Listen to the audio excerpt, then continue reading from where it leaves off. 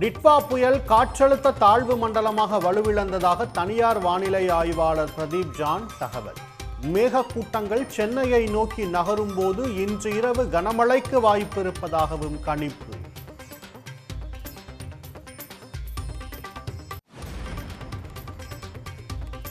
தலைநகர் சென்னையில் பலத்த காற்றுடன் விட்டுவிட்டு பெய்யும் மழை.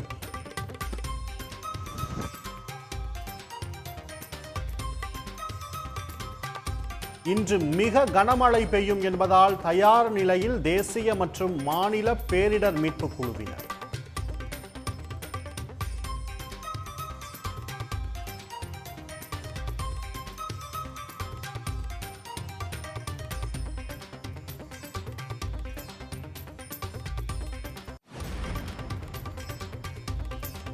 சென்னையில் காசிமேடு மெரினா பெசன்ட் நகரில் கடல் கடும் சீற்றம்.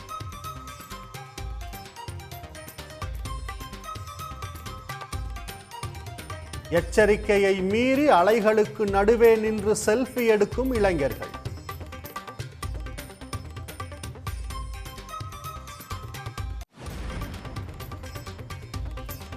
டிட்வா புயல் காரணமாக புதுச்சேரியில் 3வது நாளாக கடல் சீற்றம். சாலை மூடப்பட்டதால் வெறிச்சோடிய கடற்கரை.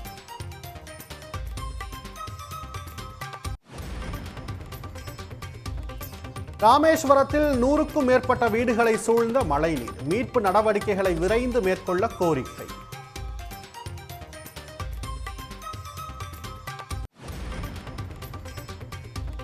நாகூரில் வீடுகளுக்குள் புகுந்த மழைநீரை வெளியேற்றும் பணி தீவிரம். 250க்கும் மேற்பட்ட குடும்பத்தினர் முகாம்களில் தங்க வைப்பு.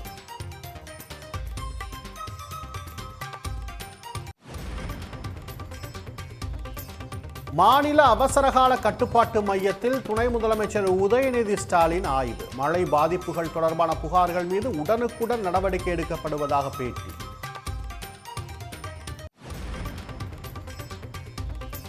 மரக்காணத்தில் தொடரும் கனமழையால் கடல் போல காட்சியளிக்கும் 3000 ஏக்கர் உப்பளங்கள்.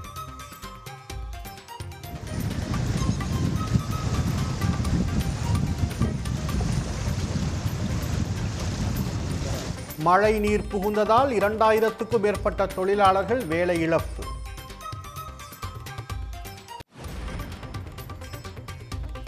கடலூரில் புயல் எதிரொலியாக கடற்கரைகளில் கருங்கற்களை தாண்டி பாயும் அலைகள்.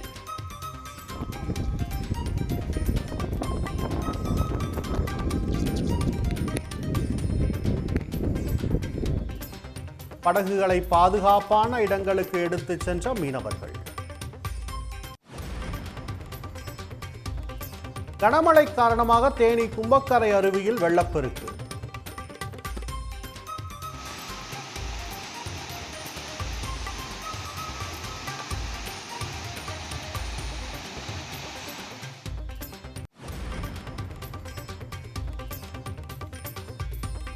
புதுச்சேரியில் இரவு முழுவதும் கொட்டி தீர்த்த கனமழை.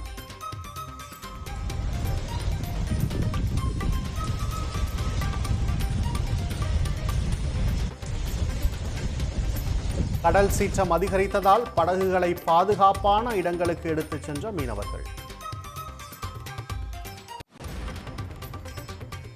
ராமேஸ்வரம் ரயில் நிலையத்திலிருந்து மீண்டும் ரயில் சேவை தொடங்கியது. காற்றின் வேகம் குறைந்ததை அடுத்து ரயில் இயக்கம் சீரானது.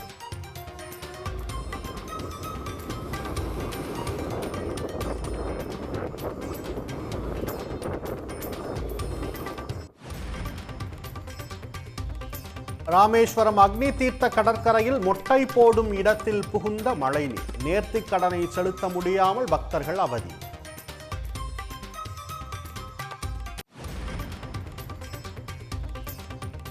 குற்றால அருவிகளில் ஆர்ப்பரித்து கொட்டும் தண்ணீர்.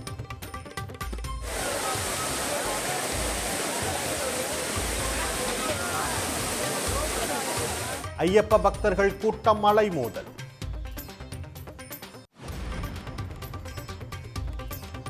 புயல் எச்சரிக்கையால் சென்னையிலிருந்து சொந்த ஊர்களுக்கு படையெடுத்த மக்கள். விழுப்புரம் அருகே தேசிய நெடுஞ்சாலையில் போக்குவரத்து நெரிசல்.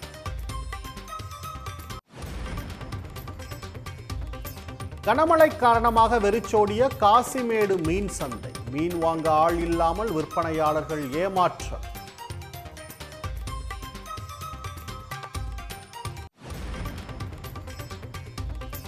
மழை வெள்ளத்தால் கொழும்பு விமான நிலையத்தில் 3வது நாளாக தமிழர்கள் உள்ளிட்ட 300 இந்தியர்கள் பரிதவிப்பு. உணவு, குடிநீர் உள்ளிட்ட அடிப்படை வசதிகள் கூட கிடைக்கவில்லை என குற்றச்சாட்டு.